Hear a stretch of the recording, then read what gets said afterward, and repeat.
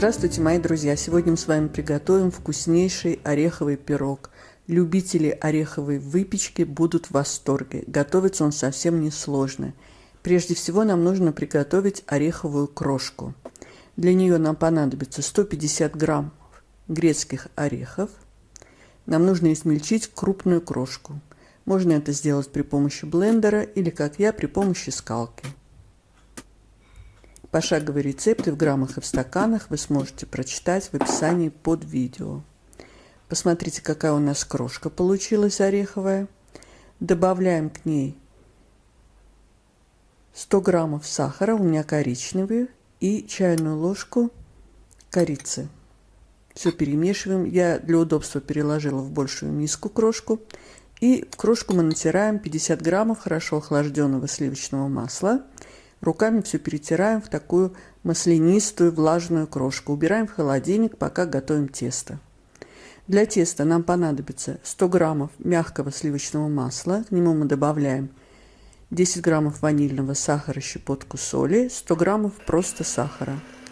И миксером все перемешиваем до однородности, до такого кремового состояния. Теперь, продолжая взбивать, добавляем по одному яйцу. Пока не вмешается полностью одно яйцо, другое не добавляем. Все продукты должны быть одинаковой комнатной температуры. Друзья мои, если вам нравится видео, ставьте лайк.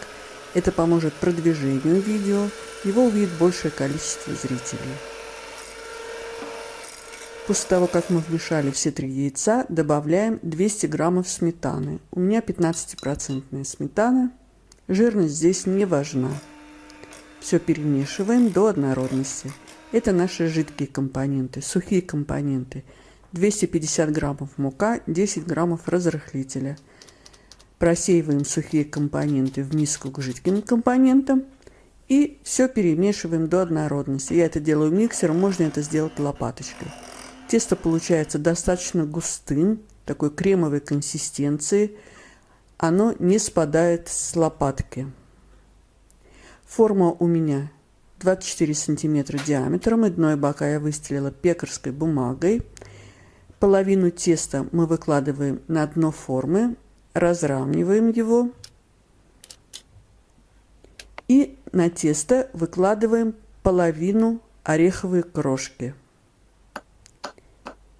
Делим крошку на 2 части.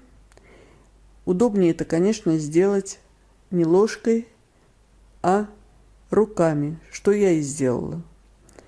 Выложили крошку, немножко ее вдавливаем в тесто. И теперь на ореховую крошку выкладываем оставшуюся половину теста. Стараемся это сделать как можно более ровно, так как это верх нашего пирога. Разравниваем. И наверх выкладываем оставшуюся половину ореховой крошки. Выпекать мы будем пирог наш до румяности в заранее разогретой духовке на 180 градусов, режим вверх-вниз. В моей духовке до румяности пирог пекся 40 минут.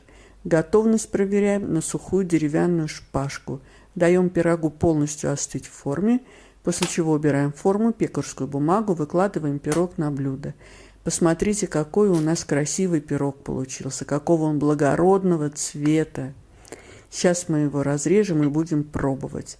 Аромат такой стоит, орехов, корицы, как же это вкусно пахнет.